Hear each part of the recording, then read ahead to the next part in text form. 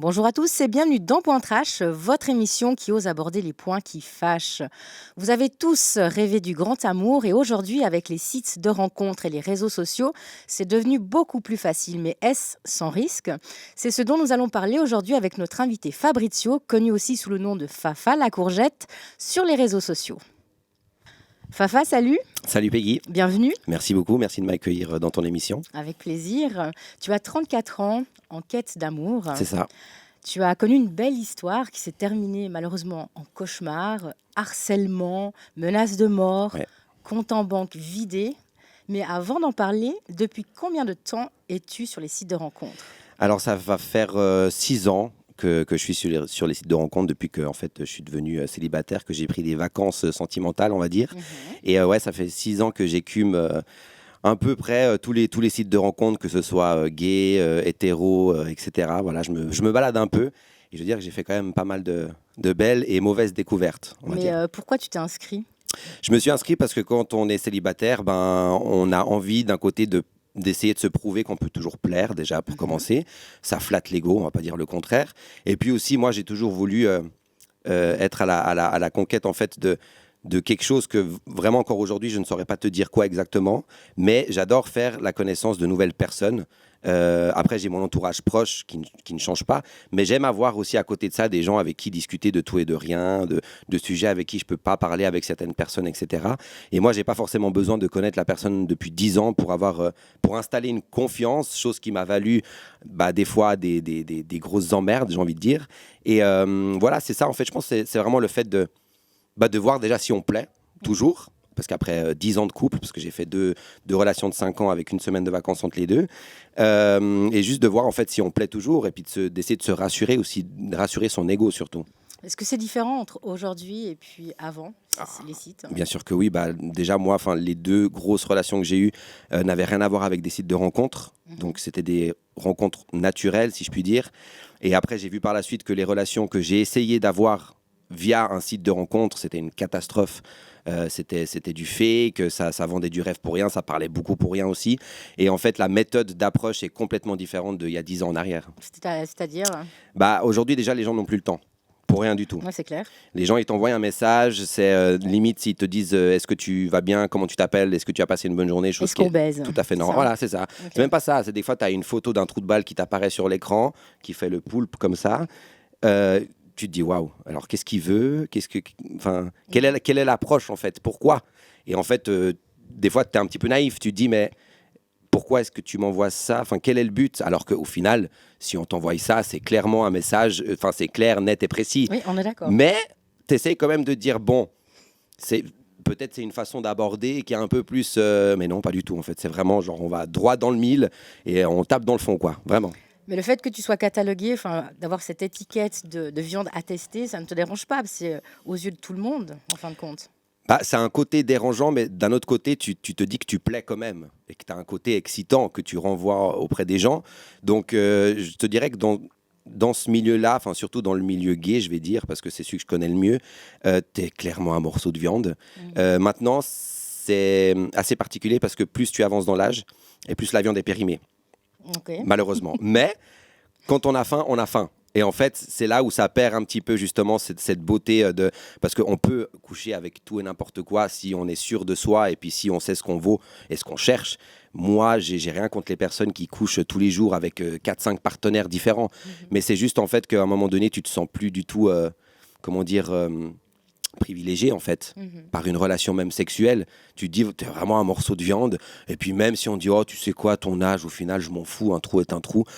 Oui, mais bon, il y a des limites quand même. Si tu pouvais peut-être un petit peu me pousser vers le haut plutôt que de me considérer juste comme tel, ça serait cool aussi, quoi. Donc, selon toi, la nouvelle génération aujourd'hui sur les sites de rencontres, c'est uniquement pour les plans cul? Oui, sincèrement, Tu ne penses oui. pas qu'on puisse trouver l'amour dessus? Alors, j'ai eu des exemples autour de moi qui ont trouvé l'amour. Même, par exemple, ma sœur proche, elle a trouvé l'amour là-dessus, sur un site de rencontre, Adopt. Malheureusement, ça n'arrive pas à tout le monde. Maintenant, moi, j'essaye d'y croire quand même. Mais je t'avoue que ça fait 5-6 ans quand même que... Moi, je suis quelqu'un toujours de positif. Je me dis, allez, On va pas voir le côté négatif, il y a des cassos partout, on va peut-être tomber un jour sur une perle, etc. Mais au fil des années, la seule chose que j'ai eue comme preuve, c'est qu'au final, les meilleures connaissances que j'ai eues, c'était hors site de rencontre. Après, par exemple, Instagram, je ne mettrais pas forcément ça comme un site de rencontre, mais ça m'a apporté beaucoup de belles connaissances et aussi beaucoup de galères également, notamment une grosse galère, comme on en a parlé tout à l'heure.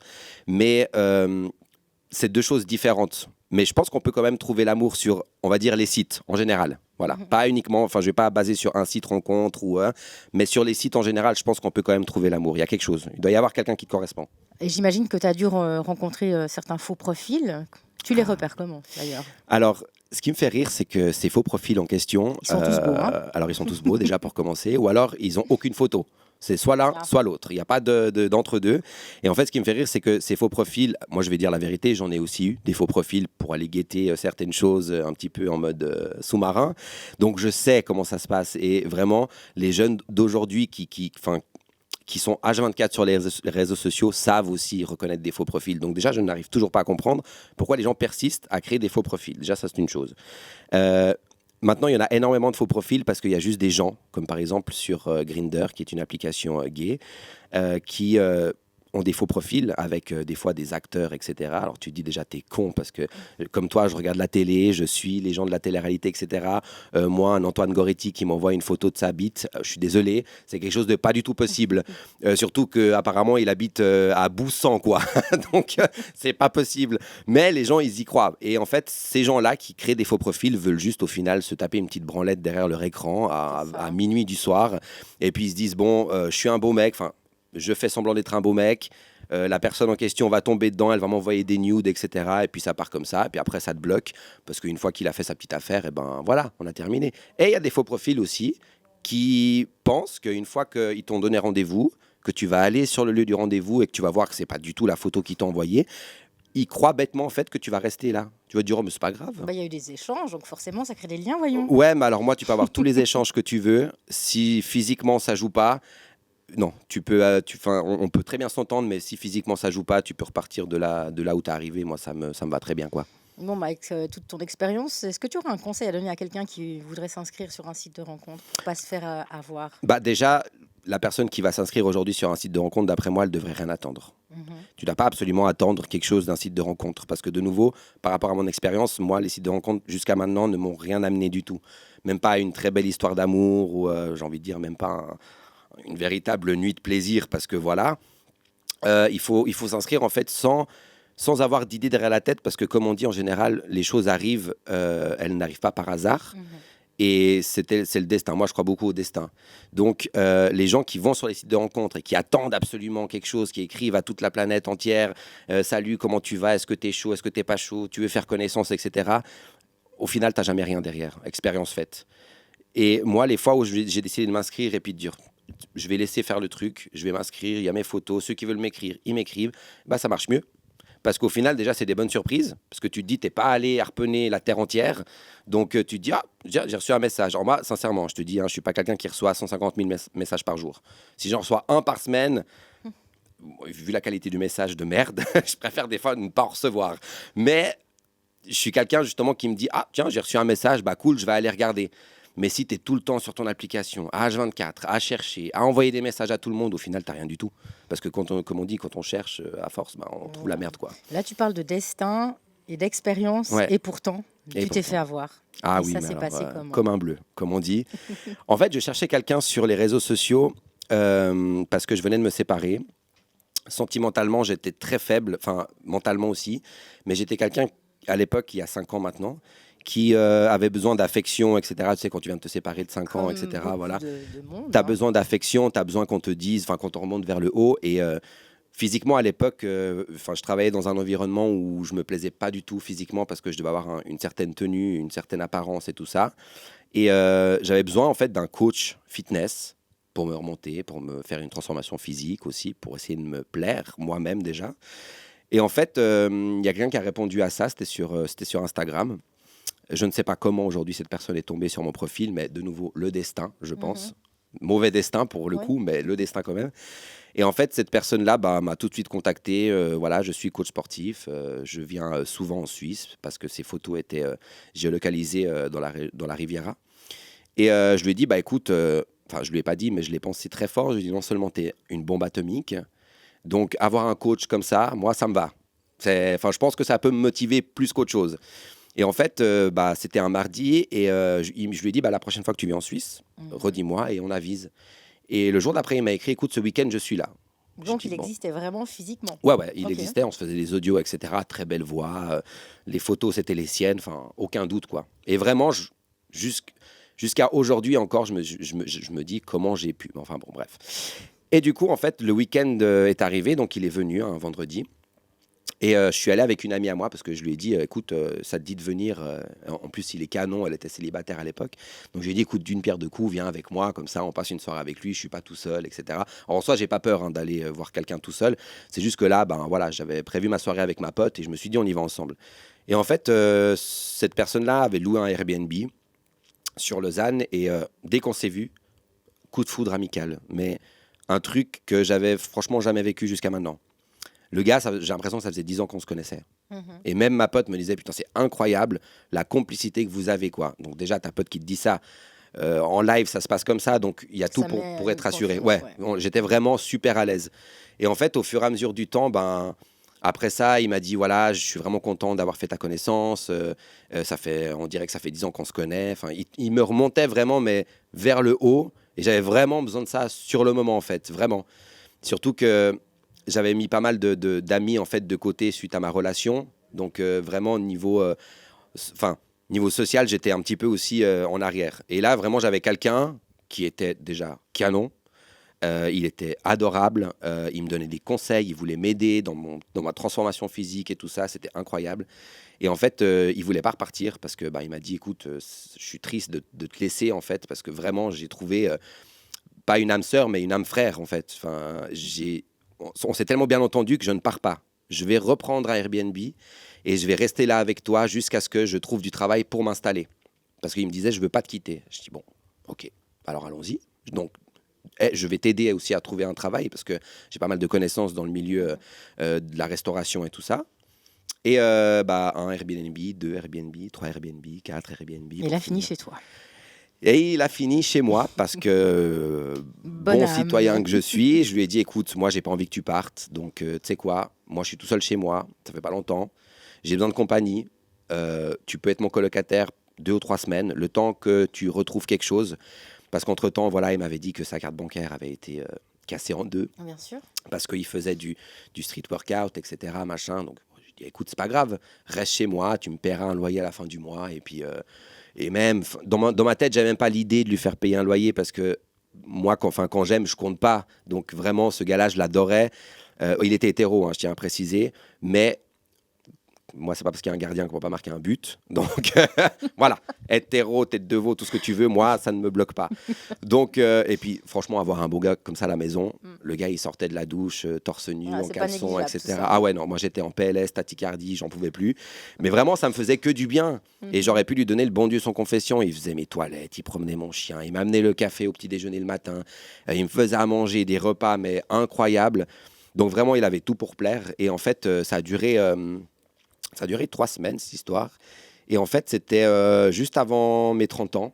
Il commençait un petit peu à divaguer. Il voulait pas rencontrer mes amis. Il voulait pas se mélanger à mon entourage. Il m'a dit qu'il avait trouvé un boulot, mais il voulait pas me dire où c'était parce que c'était dégradant pour lui. C'était un petit job comme ça de passage, le temps Et de. l'alarme n'a pas sonné. Non. Toujours Ah, pas. mais à aucun Ok. moment, mon alarme n'a sonné à ce moment-là. Je me suis D'accord. dit, mais alors d'habitude, je les remarque, hein, mais là, rien du tout. Et en fait, le jour de mes 30 ans, mon meilleur ami m'a offert un billet pour une célèbre fête sur le lac Léman, sur un bateau. Mhm. Et puis, bah, moi, je lui ai dit, bah, viens avec nous. Enfin, comme ça, je te présente un peu mes amis, vu que tu comptes rester là, au moins que ça te fasse un petit cercle, quoi. Non, non, j'ai pas envie, enfin, c'est pas mon truc, etc. Bon, je dis, ok, pas de souci, bah, écoute, viens pas, hein, je vais pas te courir après. Et là, en fait, il commençait de moins en moins à m'amener mon petit déjeuner au lit. Il commençait de moins en moins à promener mon chien, à faire le ménage et tout ça. Et je me disais, bon, le gars, il est en train de se lasser. Parce que moi aussi, au bout de 3 semaines, je m'essouffle. Enfin, le gâteau est joli sur le moment, mais quand tu le laisses dans le frigo pendant 3 semaines, il commence un petit peu à pourrir, quoi. Mhm. Et là, c'était exactement le cas. Et je me demandais enfin, pour combien de temps j'allais encore le garder chez moi. Parce qu'au final, il me servait à quelque chose, déjà mentalement, Physiquement, non, parce qu'on n'a jamais eu de contact sexuel, même s'il y a eu des petits jeux, des petits machins. Il n'y a jamais eu de contact vraiment sexuel, donc il ne me satisfaisait pas à ce niveau-là non plus. Donc je me disais, à quoi il va me servir? Enfin, je suis quoi en fait? Je suis juste un squat, quoi. Voilà. C'est ça. Et puis, parce qu'il dormait sur mon canapé, hein, et on ne dormait pas ensemble. Et pour finir, le jour de mes 30 ans, voilà, il y avait cette fête sur le bateau. Et mon meilleur ami vient pour 17h et je lui dis, écoute, il vient pour 17h, reste au moins avec nous pour faire l'apéro. Et là, il s'est préparé, mais alors c'est quelqu'un qui se préparait en 2h30, tellement il faisait attention à son image. Et là, en 10 minutes, il a tout pris, il s'est préparé, machin. Et ouais, je vais faire du sport, je reviens plus tard, tu seras plus là. Et en fait, avant de partir, il me dit, mais il part à quelle heure ton bateau de quai? Et moi, je lui réponds comme toi, tu m'aurais posé la question, ou comme n'importe qui m'aurait posé la question, écoute, il part à 19h. Ah ouais, mais c'est cool, mais il revient à quelle heure et tout ça. Donc, de nouveau, je lui réponds comme une personne normale. Et en fait, il voulait juste savoir à quel moment le bateau était sur le lac. Parce qu'une fois que tu es sur le lac, tu peux pas revenir à quai. Mais ça, ça a percuté après. Ouais, Donc sûr. moi, je prends mon bateau à 19h. Et 19h20, je reçois une notification de ma banque comme quoi, en fait, tous mes comptes sont vidés. Je suis à moins 5000 francs partout. Je venais de recevoir mon salaire, du coup, et je devais faire mes paiements le lundi. Ça, c'était un samedi. Et il le savait très bien. Parce que je lui en avais parlé. De nouveau, comme si je te parle à toi. Putain, fait chier, quoi. Lundi, j'ai déjà plus d'argent. Ouais, mais j'en déduis qu'il avait ton code dans ce cas. Il avait mon code. Pourquoi il avait mon code? Tu vas sûrement me poser la question. Absolument, oui. Pourquoi? Parce que, de nouveau, je lui faisais tellement confiance qu'un jour, tout con, il voulait aller faire des courses. Moi, j'étais malade. Je lui ai dit, tu sais quoi, j'ai besoin d'un paquet de sacs poubelles. Prends ma carte, Voilà. va m'acheter mon paquet de sacs poubelles. Et c'est ce qu'il a fait, sauf que il a noté mon code, je pense. Et puis, c'est comme ça qu'il a eu mon code. C'est tout con, hein. Mais sur le moment, je te jure que moi, quand je fais confiance à mes meilleurs amis, etc., prends mon code, va, prends, tu vois. Même moi, je te paye si tu veux, je m'en fous. L'argent, ça revient. Donc, mais sur le moment, tu y penses pas. Donc l'argent, ça revient. Est-ce qu'il est revenu ton argent?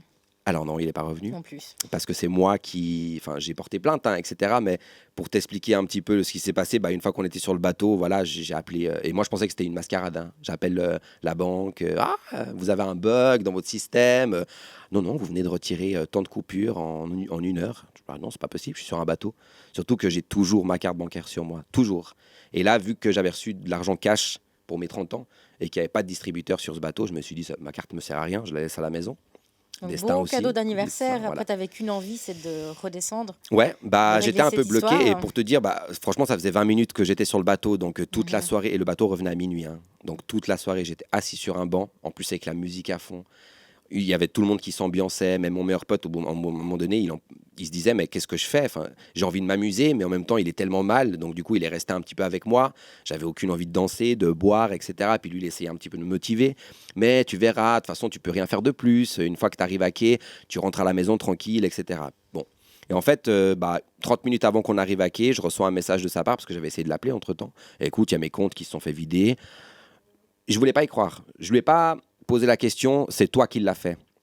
Je lui ai dit, est-ce que tu es au courant de quelque chose? Alors que mon meilleur pote me secouait, il me disait, il n'y a que lui. Ouais, ouvre les yeux. Il n'y a que lui qui a les clés de chez toi, il y a ta carte chez toi, il a ton code, il n'y a que lui. Mais il était tellement bon avec moi que pour moi, c'était inconcevable que ce soit lui.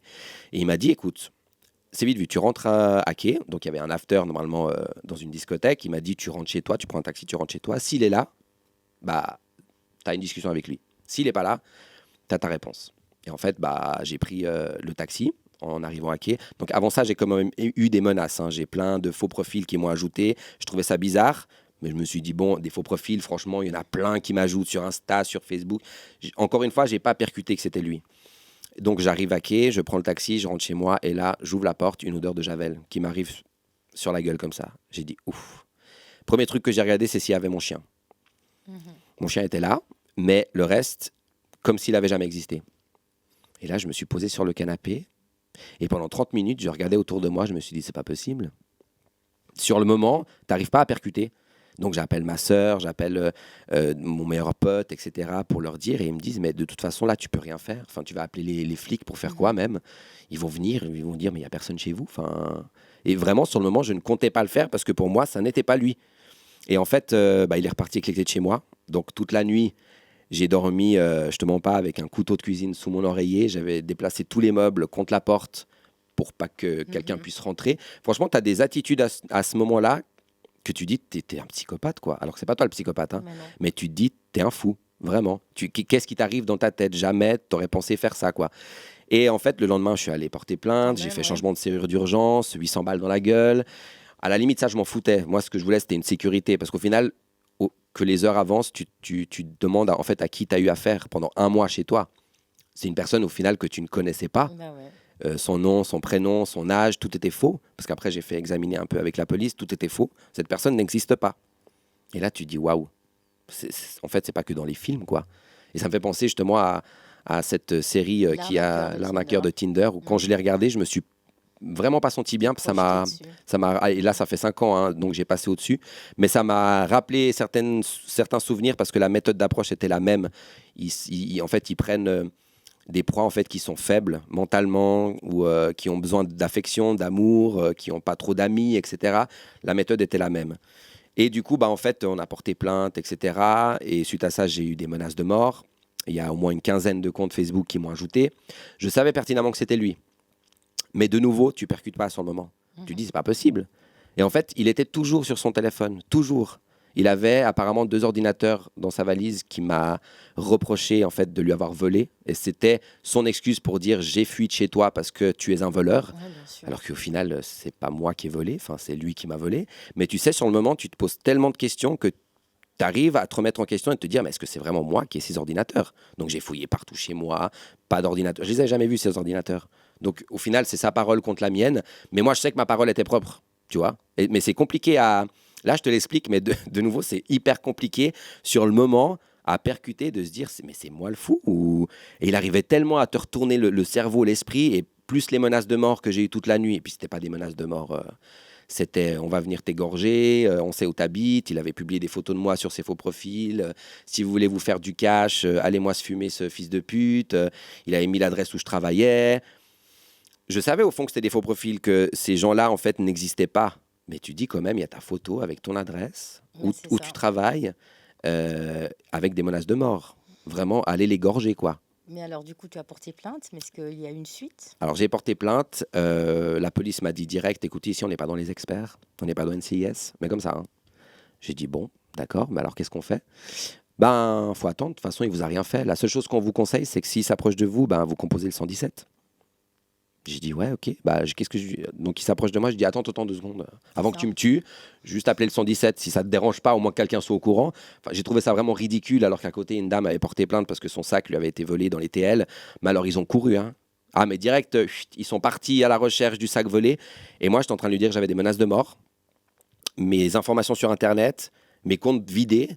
Mais on n'est pas dans les CIS ici. T'as pas entendu, ni écouté, ni protégé. Il y avait juste un policier qui a repris le relais plus tard, qui était un peu plus gentil et qui m'a dit, écoutez, enfin il m'a rassuré en mode, il l'a tapé une fois à cet endroit, il va pas revenir. Et Alors c'est que, je sais qu'il est resté une semaine à l'hôtel, pas loin de chez moi. En même temps, il avait de l'argent, hein, j'ai envie de te dire. Donc voilà, il s'est fait plaisir. Et il n'a pas pris le plus moche non plus. Il s'est fait plaisir. Donc ça, je sais qu'il a été une semaine, il est resté pendant une semaine à côté de chez moi. Mais autrement, après, j'en ai plus. Peut-être les semaines qui ont suivi, j'ai de nouveau eu des menaces. Si tu rends pas ces fameux ordinateurs, de nouveau, on va venir te tuer, etc. Mais au final, tu veux faire quoi? Les ordinateurs, je les ai pas. Mais c'était des coups de pression. Mais bien sûr. Et de nouveau, je le savais au fond de moi. Je suis pas quelqu'un de débile, je suis quelqu'un de très intelligent, sans me jeter des fleurs, mais je le savais. Mais je suis pas sorti pendant 3 semaines de chez moi, quoi. Ah, quand même. Même pour aller acheter un simple truc au kiosque, etc. Tu te disais, mais putain, je vais arriver en bas de chez moi. Et de nouveau, tu savais pas à qui tu avais affaire. Si je le connaissais un minimum, je me serais dit, mais le gars, il est pas capable. Mais avec tout ce qui se passe, il est capable de tout. Et c'est au bout d'un moment, ma famille et mes amis qui m'ont dit, écoute, faut pas que tu restes chez toi. Il faut pas que ce gars-là, en fait, te détruise et t'empêche, en fait, de vivre. J'allais même plus au travail. Pendant 2 semaines, je suis pas allé au travail. Ma gérante, fort heureusement, à ce moment-là, elle était compréhensible. Et puis, elle m'a dit, écoute, je te comprends. Prends le temps qu'il faut, etc. Parce que je m'effondrais, mais tout le temps, quoi. Dès que je parlais de ça, ça partait en pleurs, etc. Et j'étais vraiment pas bien. Et au fur et à mesure, je me suis dit, écoute, c'est quoi? C'est pas un connard comme ça qui va me détruire ma vie. Je vais continuer, Et pour finir, j'ai jamais eu de soucis. Voilà. Il y a juste je crois que c'était l'année passée, ou il y a 2 ans, peut-être maintenant, pendant le confinement, j'étais sur Tinder et je suis tombé sur son profil. Et il Avec était... le même nom et tout. Ouais. Et il était à 3 kilomètres de moi, quoi. Et petit coup de pression, du coup. Grosse panique. En fait, j'aurais pas dit grosse panique parce que je sais qu'il reviendra pas. Je pense, sincèrement. Parce qu'en même temps, il a pris tout ce qu'il avait à prendre. Voilà. Non seulement quelque chose comment dire, non seulement de l'argent, mais il m'a pris aussi. Ce qui m'a le plus touché, c'est les bijoux de valeur que j'avais de mon grand-père ou de mes communions que j'avais reçues en or, qui sont irremplaçables. Ça m'a fait plus de mal. L'argent, ça revient, comme je t'ai dit. Mais le reste, le fait de s'être senti violé aussi, parce que c'était comme un viol pour moi. Hein. J'avais quelqu'un chez moi qui s'est foutu de ma gueule pendant 1 mois, qui m'a, entre guillemets, détruit mentalement. Moi, j'ai subi ça vraiment comme un viol. Même par la suite, j'ai de nouveau nettoyé mon appartement à la javel parce que j'avais l'impression que j'étais vraiment dans un lieu en fait où je me sentais pas à l'aise, quoi. J'avais l'impression que j'avais son odeur tout le temps. Enfin, c'était vraiment horrible comme sensation. Et puis voilà, je l'ai recroisé sur Tinder, mais j'ai pas eu plus peur que ça. Je me suis juste dit, c'est triste parce que je sais pourquoi il est là. Ouais. Il y a 5 ans, c'était moi. Là, ça va être une autre personne. Et pendant ces 5 ans de battement, il y en a eu des personnes qui se sont fait avoir. Mais vu que cette personne n'existe pas, on peut rien faire. Et c'est ça qui est triste. C'est qu'au final, comme l'arnaqueur de Tinder, il continue à vivre sa vie. Parce que c'est les gens dont il s'est servi, en fait, qui ont donné de eux-mêmes, parce que c'est des bonnes personnes et qui voulaient aider. La personne ne m'a pas menacé à moi de me dire donne-moi ci, donne-moi ça. C'est moi qui l'ai fait de mon cœur, qui lui ai donné. Donc c'est là, en fait, où c'est con. C'est que tu peux t'en vouloir malheureusement qu'à toi-même. Ou alors tu te dis si j'avais su. Et voilà. Et aujourd'hui, est-ce que cette histoire t'a servi de leçon ou tu te laisses toujours cœur d'artichaut à voir sur ces sites? Elle m'a servi de leçon parce que maintenant, je fais plus autant confiance qu'avant.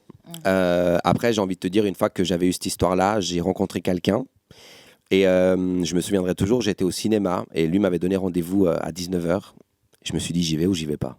Parce que c'était un gars que j'avais rencontré sur un site de rencontre. J'ai dit, j'y vais ou j'y vais pas. J'avais peur. Je me suis dit, attends, il y a peu de temps, je me suis fait niquer bien comme il faut. Qu'est-ce que je fais? Et pour finir, j'avais la voix justement de ma sœur qui me disait, il faut pas que tu restes là-dessus. On reste pas sur un échec. On essaie toujours d'avoir des acquis et tout ça. J'ai dit, bon, tu sais quoi, je vais y aller. Et pour finir, ça a été une de mes plus belles rencontres que j'ai eues ces 5 dernières années. Et justement, je me suis dit, c'est vrai, il faut continuer en fait. Il faut pas, à cause de connards comme ça, se laisser aller puis se renfermer. Ça sert à rien. Donc, voilà, au fur et à mesure, maintenant, je fais moins confiance par rapport à ce qui m'est. Alors, c'est la première fois que j'en parle. Hein. J'en ai parlé sur mes réseaux sociaux, mais à l'époque, je voulais pas en parler parce que j'avais toujours cette peur qui tombe dessus. Bien sûr. Alors qu'au final, je raconte juste mon histoire. J'ai ni donné de prénom, ni de toute façon, quel prénom je peux donner. C'est même pas le tien, donc j'ai envie de te dire, voilà. J'ai ni montré de photos, etc. Mais aujourd'hui, j'en parle. Ça me fait toujours quelque chose d'en parler parce que c'est vraiment quelque chose qui m'a marqué. Mais j'en ai jamais parlé auparavant, alors qu'on m'avait déjà proposé d'en parler pour aider justement les gens à. Mais au final, je pense que moi, si je le fais aujourd'hui, c'est plus comme prévention. Parce que je sais que quand j'en avais parlé sur mes réseaux sociaux, plein de gens m'ont dit merci parce que j'ai vécu ça ou je suis en train de vivre ça. Et moi, je me suis dit, en fait, ça aide de parler. Comme les gens qui subissent des viols, comme des gens qui subissent des violences physiques et tout ça. Il faut justement en parler parce qu'il faut montrer aux gens que ça existe. C'est pas le monde des bisounours. Et si tu te balades sur les réseaux sociaux, je souhaite pas aux gens d'en arriver à ce point-là, mais il y a tout autant de choses horribles et il faut juste être préparé et se dire, ok, j'ai connu quelqu'un à qui c'est arrivé, donc ça peut m'arriver aussi en fait. Fafa, un grand merci d'avoir partagé avec nous ton histoire. Merci à toi Peggy de m'avoir laissé pour une fois en parler. Oui. Je te souhaite sincèrement de trouver l'amour et le vrai. J'espère, merci beaucoup. Point Trash touche à sa fin, j'espère que vous avez passé un agréable moment. Pour ma part, je vous donne rendez-vous tout bientôt pour un nouveau numéro. Ciao.